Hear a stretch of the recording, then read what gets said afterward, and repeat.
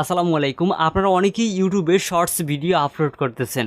So অনেকেই সঠিকভাবে কিভাবে শর্টস ভিডিও আপনার ইউটিউব চ্যানেলে আপলোড করতে পারবেন, আজকের এই ভিডিওটি দেখলে বুঝতে পারবেন। আপনারা অনেকেই কিন্তু শর্টস ভিডিও আপলোড করতেছেন, বাট আপনাদের শর্টস ভিডিওতে ভিউজ হচ্ছে না। সো সঠিক নিয়মে আপনি যদি একটা ইউটিউব ভিডিও বা ইউটিউব শর্টস ভিডিও আপলোড করতে না পারেন, সেক্ষেত্রে কিন্তু আপনার ভিউজ আসবে না, এটাই স্বাভাবিক। তো আজকের এই ভিডিওটা সম্পূর্ণ দেখুন, তাহলে খুব সহজে আপনি বুঝতে পারবেন যে কীভাবে সঠিক নিয়মে ইউটিউবে শর্টস আপলোড করতে হয়। Welcome back viewers. সো ইউটিউবে শর্টস ভিডিওকে আপলোড করার জন্য প্রথমে আপনার ফোনে ইন্টারনেট কানেকশনটিকে চালু করে নিতে হবে। আর ফোনে ইন্টারনেট কানেকশন চালু করা হয়ে গেলে আপনার ফোনে থাকা যে ইউটিউবের অফিসিয়াল অ্যাপটি রয়েছে, অ্যাপটিকে জাস্ট ওপেন করবেন। সো খুব সহজেই বুঝতে পারবেন আপনি কীভাবে শর্টস ভিডিওকে প্রপারলি আপলোড করতে পারবেন। সো ভিডিওটা একটু মনোযোগ সহকারে দেখবেন। সো ইউটিউবের অ্যাপটিকে ওপেন করে নিলে আপনাদের সামনে ঠিক এরকম ইন্টারফেস ওপেন হবে।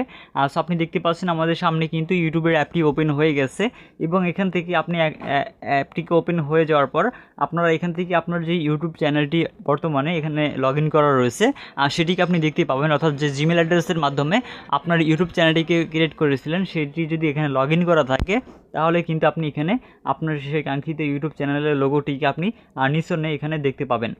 সো এখান থেকে আমরা আমাদের ইউটিউব চ্যানেলটিকে লগ ইন করে নিয়েছি, বা আগে থেকে লগ ইন করা ছিল।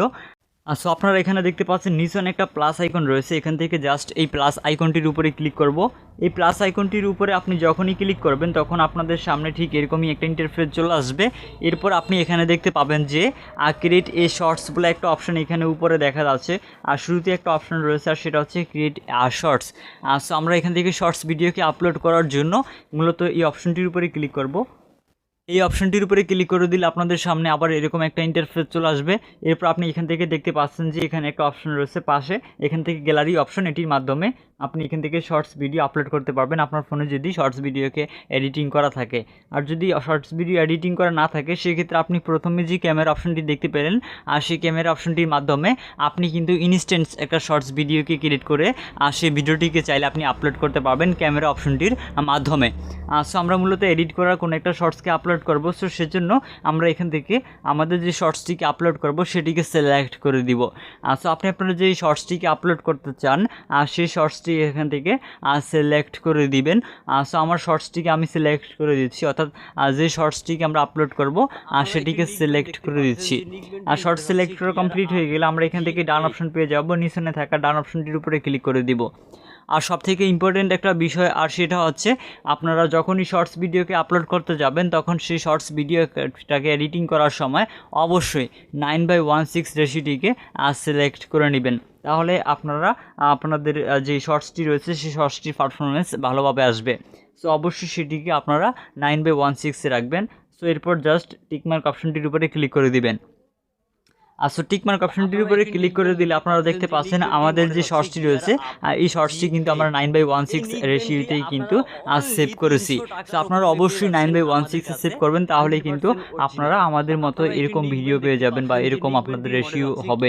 সো এরপর জাস্ট আপনারা উপরে দেখতে পাবেন যে নেক্সট একটা অপশন রয়েছে, উপরে থাকা নেক্সট অপশনটির উপরে ক্লিক করতে হবে। সো এখানে থাকা নেক্সট অপশনটির উপরে ক্লিক করে দিলাম। নেক্সট অপশনটির উপরে ক্লিক করে দিলে আমাদেরকে যে কাজটি করতে হবে আমরা সেটি আপনাদেরকে দেখিয়ে দিই। সেখান থেকে আমাদেরকে একটু অপেক্ষা করতে হবে। একটু অপেক্ষা করে দিলে আমাদের সামনে আবার এরকম একটা ইন্টারফেস চলে আসবে। এখানে দেখতে পাচ্ছেন প্রথমেই রয়েছে অ্যাড ডিটেলস। সো আমাদের এই ভিডিও সম্পর্কে আমাদের যে সকল ডিটেলগুলো রয়েছে সকল ডিটেলগুলো এখানে আমাদেরকে মূলত লিখে দিতে হবে। সো প্রথমেই ক্যাপশন ইউর শর্টস। সো আমরা এটিকে সিলেক্ট করব, অর্থাৎ যেটাকে আমরা টাইটেল বলে থাকি। সো প্রথমে আমাদের শর্টসের টাইটেল দিতে হবে। সো এখান থেকে আপনার যে শর্টস ভিডিওটি রয়েছে আর সেটি অনুযায়ী আপনি এখান থেকে টাইটেল দিয়ে দিবেন। সো আমার এখান থেকে এটা হচ্ছে মূলত একটা রিভিউ শর্টস, তো সেজন্য আমরা এখান থেকে গিয়ার আপ G7 আর নিক ব্যান্ড এটিকে লিখে দিব, এখান থেকে লিখে দিব অরিজিনাল প্রোডাক্ট। সো দেখতে পাচ্ছেন আমরা এখান থেকে একটা শর্টস দিয়ে দিলাম। সো আমাদের শর্টসের যে টাইটেল সেটা আমরা এখানে দিয়ে দিয়েছি। সো আপনার শর্টসের যে টাইটেল রয়েছে সেটি আপনি এখান থেকে দিয়ে দিবেন, অর্থাৎ আপনার যে শর্টস ভিডিও আপনি যেটির মাধ্যমে শর্টস ভিডিও তৈরি করেছিলেন সেটা এখান থেকে লিখে দিবেন সো টাইটেল হিসেবে। সো এরপর আপনারা এখান থেকে একদম নিচে চলে আসবেন। নিচে আসার পর এখান থেকে একটা হ্যাশট্যাগ ব্যবহার করবেন। সো আপনাদের ভিডিওটাকে পারফরমেন্স বাড়ানোর জন্য অবশ্যই এখান থেকে আপনাদেরকে একটা হ্যাশট্যাগস ব্যবহার করতে হবে। হ্যাশট্যাগসটাকে ব্যবহার করার জন্য আমরা কিবোর্ডস অপশনের এখানে দেখতে পাচ্ছি হ্যাশট্যাগ অপশন রয়েছে, এটিতে ক্লিক করব। এটিতে ক্লিক করে দিলে কিন্তু আমাদের হ্যাশট্যাগস এখানে চলে আসবে।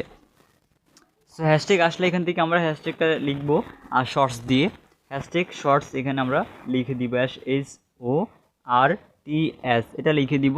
এর উপর আপনি সর্বপ্রথমে দেখতে পাচ্ছেন যে হ্যাশট্যাগ শর্টসে প্রায় 747 মিলিয়ন ভিডিওস রয়েছে এবং প্রায় 42 মিলিয়ন চ্যানেলস কিন্তু এই শর্টস এটা লিখে করেছে, আপনার হ্যাশট্যাগ শর্টসটিকে ব্যবহার করেছে। সো আমরাও জাস্ট এই শর্টসটিকে ব্যবহার করব হ্যাশট্যাগ শর্টস। সো ব্যবহার করার পর এখান থেকে আপনি চাইলে আপনার যে চ্যানেলের নাম রয়েছে চ্যানেলের নাম লিখে কিন্তু এখানে একটা হ্যাশট্যাগ দিতে পারেন। সো আমি দিয়ে দিলাম। সো না দিলে প্রবলেম নেই, চাইলে দিয়ে দিতে পারেন। সো এরপর আপনারা প্রথমে এখান থেকে যে কাজটি করবেন ভিজিবিলিটি, এটা এখান থেকে আপনাদের যদি পাবলিক করা থাকে তাহলে আপনারা অবশ্যই এখান থেকে মাঝখানের যে অপশনটি রয়েছে আনলিস্টেড এটিকে সিলেক্ট করে নেবেন।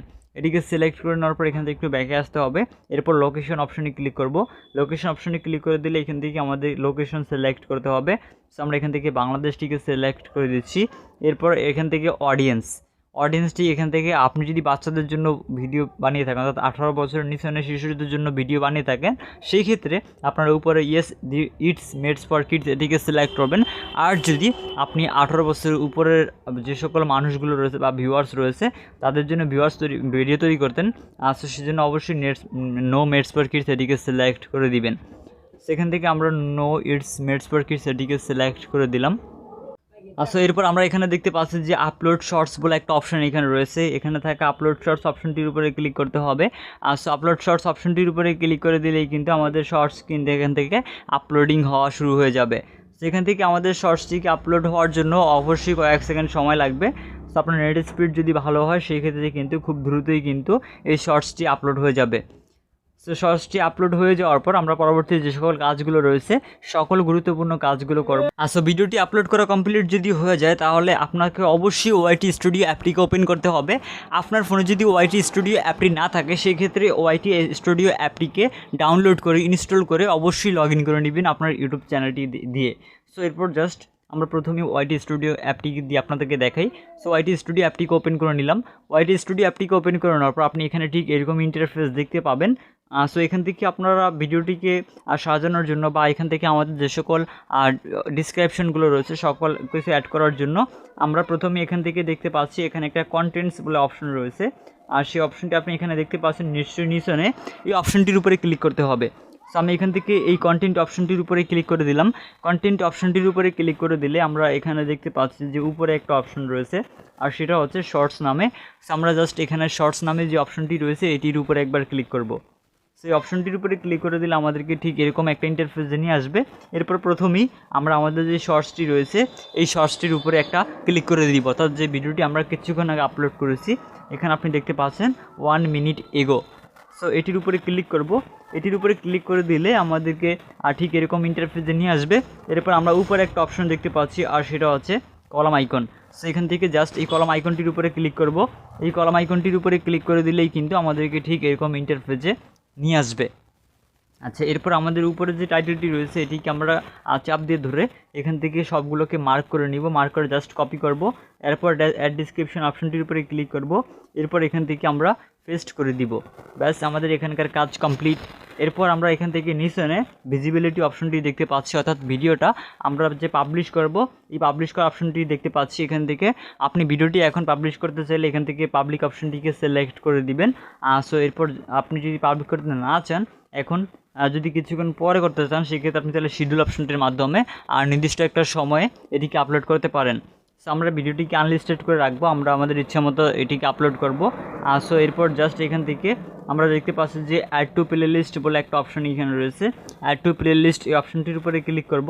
এটির উপরে ক্লিক করলে আপনার যদি শর্টসে কোনো একটা থেকে থাকে আর যদি ক্যাটাগরি ওয়াইজ থেকে থাকে, আপনি যে সকল শর্টসগুলোকে তৈরি করেন আর সেই শর্টসগুলো যদি ক্যাটাগরি ওয়াইজ থেকে থাকে সেক্ষেত্রে এখান থেকে একটা ক্যাটাগরি চাইলে আপনি তৈরি করে নিতে পারবেন।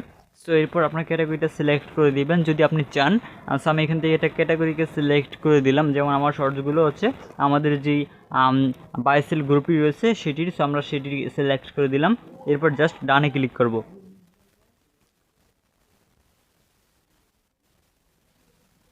সো এরপর আমরা নিচে একটা অপশন দেখতে পাচ্ছি আর সেটা হচ্ছে মোর অপশনস। সো এই মোর অপশনসের উপরে ক্লিক করব। এরপর আমরা প্রথমেই একটা ইম্পর্টেন্ট অপশন পেয়ে যাব আর সেই অপশনই হচ্ছে মূলত অ্যাড ট্যাক্স অপশন। এই ট্যাক্স অপশনের ভিতরে অবশ্যই আপনারা ট্যাক্স ব্যবহার করবেন। আসলে শুরুতে আমাদেরকে আমাদের যে টাইটেল রয়েছে, আমাদের যেই ভিডিওর যে টাইটেল সেটার অনুযায়ী একটা শর্টস আমাদেরকে এখানে লিখতে হবে। আর শর্টস কি ওয়ার্ড, যেমন আমার এখান থেকে gear up G7 neckband, so আমি এটাকে দিয়ে দিলাম। সো দেওয়ার পর জাস্ট আমরা এখান থেকে এই যে নিচনে আপনি একটা অপশন দেখতে পাচ্ছেন, আমরা যদি নিচনে এখান থেকে অপশনে ক্লিক করি তাহলে আপনি দেখতে পাবেন যে আমাদের এখানে কিন্তু আমাদের যেই ট্যাগটা আমরা দিয়েছি এটি এখান থেকে অ্যাড হয়ে যাবে।